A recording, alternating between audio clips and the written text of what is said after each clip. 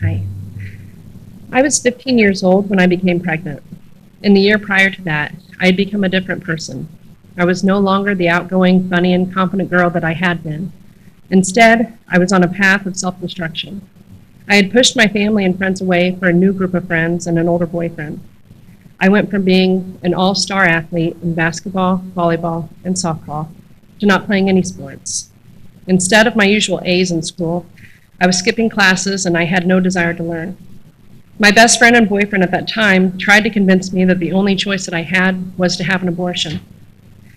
People around me had told me that having a baby so young would ruin my future, but deep down in my heart, I knew that that wasn't true. Abortion wasn't an option for me. I was the only person that was ruining my future at that time, not a baby. I felt alone and scared, and I wasn't sure how to get out of the mess that I had made and how to face all of the people that I had disappointed. I moved into St. Elizabeth's maternity home when I was 8 weeks pregnant, which was more than 17 years ago. I didn't want to go, but my parents knew that it was what I needed. As it turned out, this was the place that helped me to start over, to right my wrongs and to prepare, not only for motherhood, but for life as an adult. My counselor there, whose name was Dee, helped me to think about who I wanted to be and what type of mother I wanted to be, not who I was or who I had been.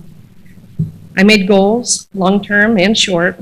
I went to school and was fortunate enough to be able to work at my own pace, which was something that I needed since I had wrecked my grades the year before. I was able to redo those classes while earning a year and a half worth of high school credits in 8 months. I started my first job as soon as I turned 16, and it wasn't just any job. It was a job in an after-school youth program that the women from St. Elizabeth's had referred me to. I couldn't believe that the school would want me working with children, that they weren't ashamed of me, but they didn't judge me, they accepted me, and it built my confidence tremendously. The house parents took me to church on Sundays, and it wasn't just any church. It was a church where I never once felt judged or condemned by the congregation. The people there were so sweet to me, and it was at that church, at 16 years old and 8 months pregnant, that I got baptized. As much as I had judged myself, no one from St. Elizabeth's ever looked down at me with disappointment. I can't say enough good things about the house parents that were there for me during those 8 months. At 15 years old, I had a lot to learn, most of which didn't seem too important to me before I moved there, like how to cook, how to do laundry, the importance of daily cleaning, to name a few.